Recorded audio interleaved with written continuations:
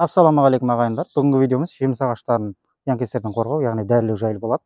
Енді алдыңғы видеоларымызда мына дәрілеу жайлы көрсеткенбіз, бірақ енді видеоларда комментарияларға көпшілік сұрақ қойып жатыр екен. Мына жеміс ағаштарымызда тілялар, өсімдік биттері басып кетті, қатты көбейіп кетті, қалай құтыламыз деп сұрап жатқандар көп екен. Енді солардың сұраныстары бойынша және де видео түсіріп айта кетейін ауызекі достар.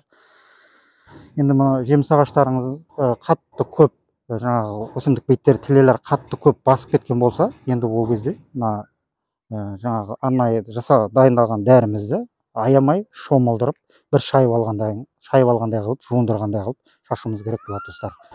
Әйтпесе енді ол жаңағы өсімдік беттері тілелер енді ол анау шашқанға кете қоймайды. Бір жуындырып алғандай қылып, қатты аямай жуындырғандай қылып шомылдырып шашуымыз керек. Сосын дәріңіз шашқаннан кейін 3-4 күннен кейін жеміс ағаштарыңызды қарауыңыз керек. 3-4 күннің ішінде ол дәрі шашқаннан 3-4 күннің ішінде ол өзгеріс болу керек. Мысалға мен мынаған 3-4 күн бұрын жаңағы дәріні шаштым жеміс биттеріне.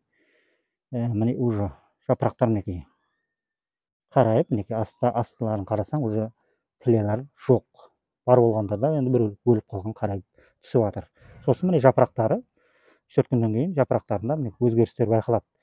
Мінекей кішкене жасыл түске еніп, реңдері кіріп, сарғыш жасыл түске еніп, әдемі болып өзгерістер байқалады. Сондай дәрі шашқаннан кейін 3-4 күннен кейін өзгеріс байқалуы керек. Егер өзгеріс байқалмаса, онда сіздің жаңа шашқан дәріңіздің действовать етпегені, дозасы аз болып қалуы мүмкін, немесе басқа да жағдайларға байланысты әсері болмағаны достар.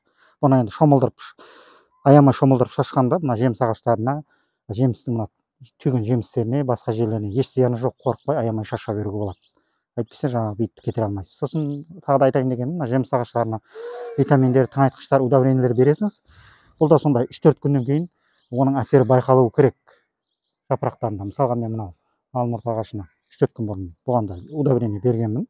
Өткенде қумап, мінекей жапырақтары әдемі болып, жап-жасыл болып жылтырап, әдемі болып өзгеріс білініп тұр. Осындай болып витаминдер салғаннан кейін де осындай 4-5 күннің ішінде өзгеріс біліну керек.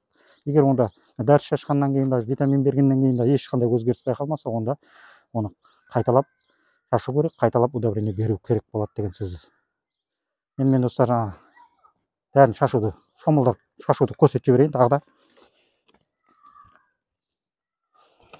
Мынау енді алдын ала дайындадық, жартысын жаңа септік, мынау карате. Енді бұған енді B58, алатар, мына карате қай-қайсысын шашсаңыз да бола береді, бірақ енді мен өзім көбінесе каратені пайдаланамын.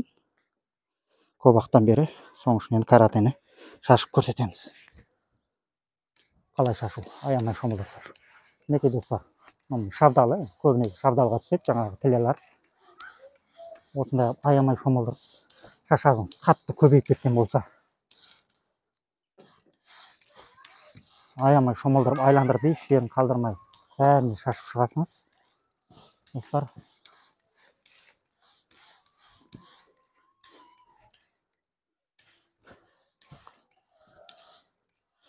мінекей достар, аямай шомылдырып шаштық, жақындатып көрсет. Мінекей, жапырақтарынан сорғалап тұр дәрі. Аямай шомылдырып шашасыңыз, 3-4 күннен кейін қарайсыңыз, өзгерістер байқалу керек. Өзгеріс байқалмаса, тағы да жұқалап. Енді бұны бұлай шашқаннан кейін де 3-4 күннен кейін тағы да жұқалап шашып жіберу керек. Бұдан кейін өзіңіз қарайсыз, уже тілелер кету керек.